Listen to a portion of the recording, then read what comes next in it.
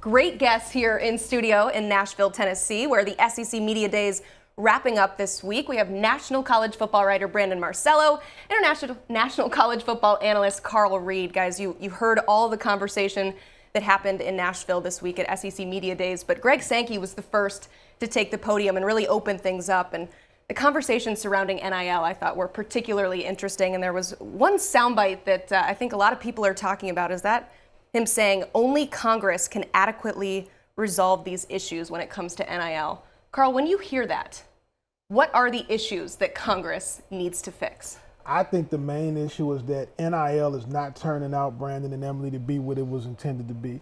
We were giving these kids an opportunity to come in and make money based on their name, image, and likeness, based on their ability to secure marketing deals. Now we've got this collective deal started, and what collective has been is, let's just call it what it is, guys, it's pay for play. And some teams have larger budgets with their collective groups, some don't. I don't know if they can keep this up, like who has the war chest of the most cash. I think that that's the most pressing issue that has to be addressed, because that's not what this was intended to be. You're exactly right. And on Friday, we were finally seeing some movement in Congress. Bipartisan bill going to be introduced. They're trying to get it in before the end of August, when everybody takes a break in Washington. And as we know, a presidential election is coming up, so it's going to be hard to get things going. But there's some ideas there that I think that both sides are going to kind of be willing to work on. And number one on all of this is some transparency. So there would be a database where at the end of the year, everybody in college football, college athletics would know how much they're being paid. Their players are being paid through other outside collectives or whatever. And also there's some things to protect players. There's a lot of expectation that this will actually be something that gets pushed through in Washington, D.C. There's been about a dozen bills that have been drafted. None of them even reached a committee level. They feel like this is not only going to reach a committee level, but will end up being on a vote maybe by the end of the year. And so we could potentially see something here finally of some regulation coming from the government, but it's Washington, so we'll see. Yeah, I mean, you said it perfectly. Along those lines, it's going to take a while for this to happen. And, you know, when I heard Greg Sankey say that, I thought to a certain extent it felt like him kind of throwing up his hands and saying, oh, only Congress can fix this. So, Brandon, what do we do in the meantime then? It's the Wild West. You just let everything keep going, and everybody just keeps complaining into thin air, to the sky, because that's really nothing to do about it. You know, with the rules in place the way they are, I don't think there's anything you can do. You just have to, it's the survival of the fittest right now. Who can take the rules the way they are now and continue to win with them, because it doesn't look like there's going to be an immediate resolution to how that's being handled. The NCAA needs more power in this, and Congress is what is going to provide that to them. The NCAA is still the enforcement agency. They do two things well, and then only two things, the NCAA. They run a basketball tournament, which produces billions of dollars, and they can enforce rules and regulations. The problem is everything's so crazy, they're not really able to do so because they're not clear-cut rules on NIL. Congress would provide that and provide them power. In fact, some legal power, and according to this bill, subpoena power, so they can start going after collectives and everything if there's something stinky arising from all this. Brandon, I got a question for you, though. Why can't the NCAA make a move or a rule on their own? Why do they need Congress? They've shown us over the years before that they have some rules that aren't necessarily against the law. Marijuana being a major issue. We have states that have legalized marijuana, but the NCAA is still suspending kids for failed drug tests. So why are they saying there's nothing that we can do about this from a rule standpoint? Antitrust exemption. They want an antitrust exemption. They do not want to be in courts and in the legal system getting sued over and over and over again. They already got their butts handed to them a year ago in the Alston case and the unanimous ruling by the Supreme Court. The window is open for that to happen if they were to start enforcing rules that aren't really rules right now. They need Congress to provide them some backing here, and again, some legal avenues, the subpoena power into collectives and everything. That would be really huge for them and allow them to actually police this. You mentioned the Austin case. There's been a few other cases that have dealt with this idea of these athletes becoming employees, and that was something else that Greg Sankey touched on. He said he hadn't had a conversation with a single student athlete that said they wanted to be an employee. Carl, how much do you think a student athlete understands what that employee-employer relationship actually looks like? I don't think from a rule standpoint or from a legality standpoint, Emily, that they understand the difference between being an employee and being an amateur. I do think they just want their money. And so they want their money however they get it. And if they got to sign a W-2 for it or a W-9, I don't know that it makes a huge difference to them, but I don't think that they're working with the level of knowledge that maybe Greg Sankey is working with. What did you interpret when he said that? Exactly the same way. I think players want the money, but also it's one of those situations when Greg Sankey is asking them, he's also explaining to you, here are what would go into that and what would be required of you. And by the way, you'd be able to be fired on the spot immediately if you don't perform so well. And that's just how it is. Yeah, that's the real world. That doesn't sound attractive when you're getting it presented. I wouldn't want that. Way, right? Yeah, exactly. And a lot of it has to do with control. And then you look into, well, does this mean that there's going to be some sort of collective bargaining that comes in? So Right. it kind of opens a can of worms. And I can understand from a student athlete perspective why that would, make your mind explode just a little bit. You actually had a separate conversation with Greg Sankey in which you guys talked about this, Division I council proposing to change the transfer portal window, going from that 60-day just chaos fest back in December and January to maybe whittling it down to just 30 days. What can you tell us from that conversation? Yeah, I mean, the point here is that coaches are going crazy. They want to protect coaches. They also want to protect the players and also try to protect high school recruiting, because high school recruiting in a little bit, the guys that are 3 and 2 stars, they're not getting as much attention in the month of December as they deserve right after their state championship games and while they're going through with that. So Greg Sankey's whole point is we need to shrink the transfer portal window, yes, but we also need to look at the early signing date. When do we do that? What is conducive to make it something that wouldn't necessarily bump into the transfer portal, so that coaches in December, when they're going near the end of the regular season, they're trying and focusing on the high school kids and getting that situated rather than it just being, we got to prepare for the transfer portal. It's November, we have to prepare. One of the things they did, and you just mentioned it a little bit, Brandon, that ruined it or started to hurt the 2 and 3 stars is when we started the early signing period. That didn't have anything to do with the transfer portal. Coaches wanted to be able to lock up guys sooner because they didn't want to be chasing guys in the month of February. So the early signing period has had some unintended consequences as well. What we're also starting to see in college, a lot of assistant coaches are trying to get into the NFL because they don't want to recruit with this calendar anymore. So you're going to see some of the better recruiters, some of the better position coaches look for NFL opportunities and opportunities to join the professional ranks if they are able to, because they're getting burned at both ends with the recruiting. Because not only the transfer portal window, you're also, while you're recruiting transfer portal guys and trying to evaluate high school guys, having to try to keep your own roster from bailing on you as well. We do the coaching carousel 24/7 Sports. I keep up with every move that's going on. We had a pretty high number of coaches leaving for the NFL. Everything's anecdotal to a certain extent when you put numbers to it. But look at certain staffs, like a Florida, for example, where you had multiple coaches going to the NFL. There are certain jobs that are getting a little bit more attention. There's a lot more stress involved, and those coaches are leaving for the NFL. And the industry in college football is getting younger. You know what they say, you're younger, you don't know anything because, well, you're dumb, and I'm dumb. When you're a younger guy, you don't know until you know. And so they're getting in these situations, and they're about to find out that they might burn out pretty quick and be out of the industry by the time they're 40. Yeah, I mean, Florida's a great example of that. Their defensive coordinator, Austin Armstrong, 29 years old, and is a defensive coordinator in the SEC. All right, along the same lines of the coaches, every single head coach hit the podium this week at SEC Media Days. And I want to circle in on Jimbo Fisher. It was no surprise that he was going to be asked about the relationship between his new offensive coordinator, Bobby Petrino. Here's what he had to say about who's calling plays this fall.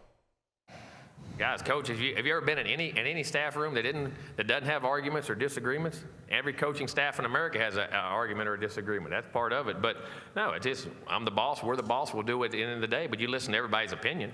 Everybody can voice their opinion. I want guys with opinion. I want guys who have knowledge. I want guys who make you think. I want guys to create different narratives that brought to the table that can help us. I think it's the best thing you have. And I think that's one of the reasons, some of the reasons you hired them, to do different scenarios and different things like that. But as far as that, we all have great respect for each other, and it's been tremendous. We've had great response and haven't had any issues.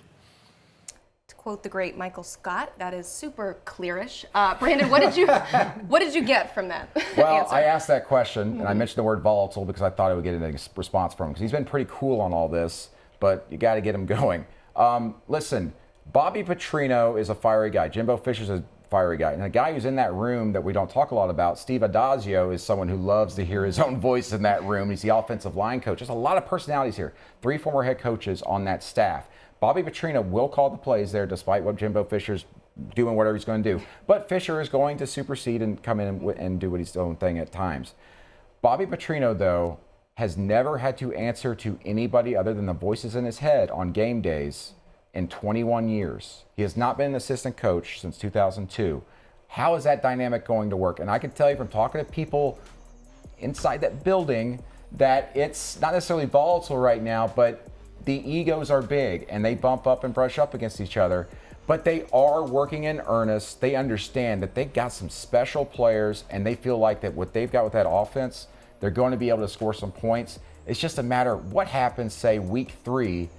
They have 3 straight 3 and outs, and Jimbo's going, Bobby, let me get this drive.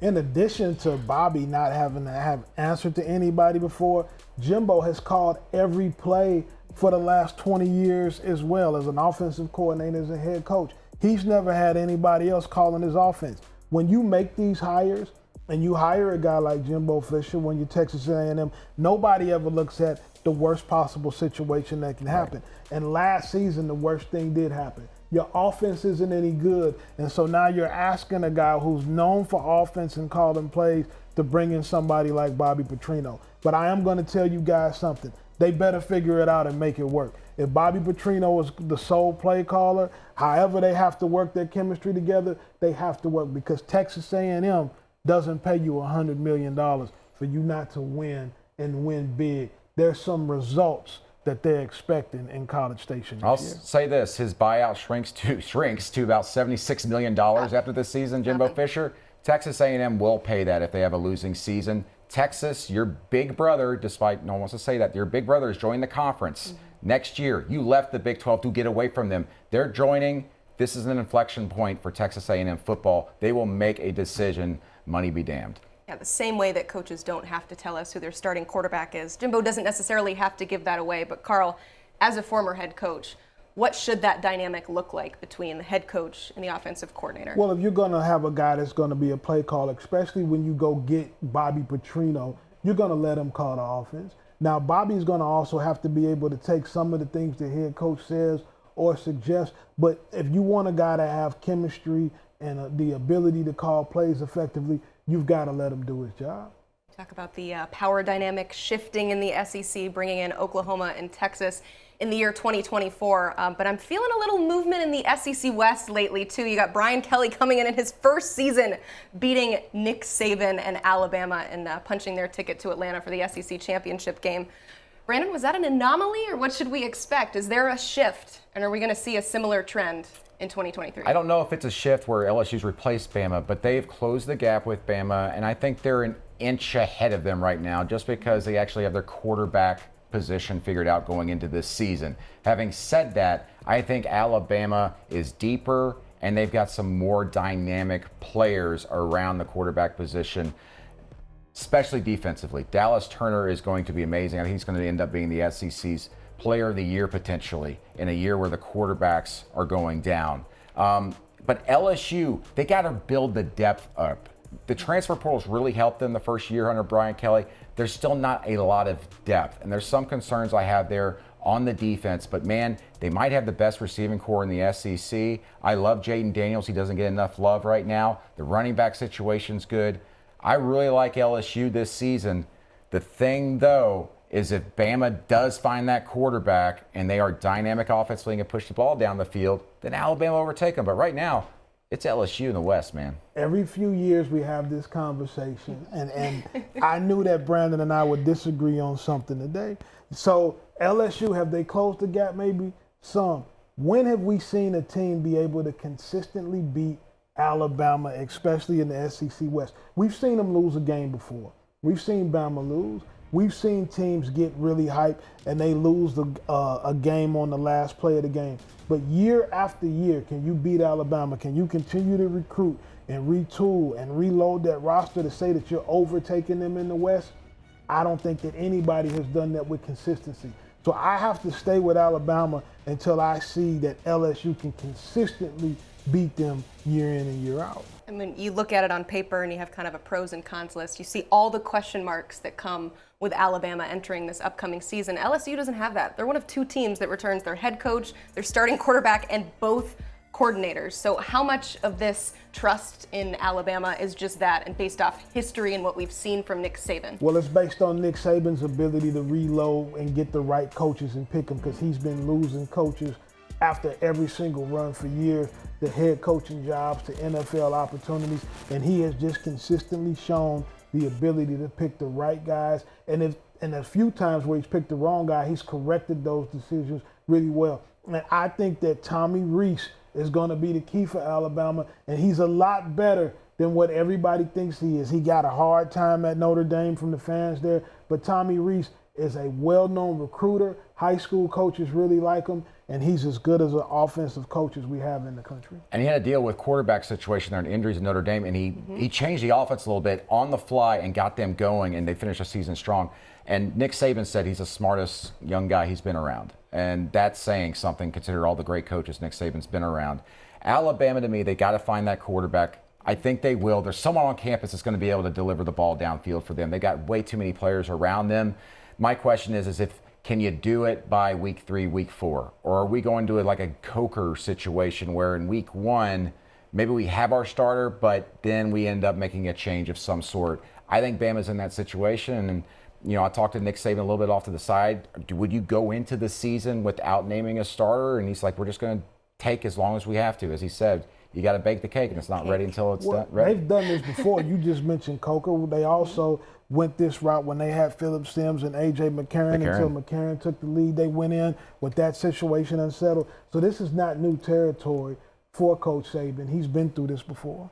Yeah, you take a look at the Alabama schedule, too. It's an easy one, I would say, in week 1, playing Middle Tennessee, but then Texas is coming to town. So you don't have a whole lot of time to be able to figure out what's going to happen with that quarterback situation. But I'm kind of with you, Carl. You just trust that Nick Saban will find a way, and you see all the other talent that is around him. Guys, thank you so much for the great conversations.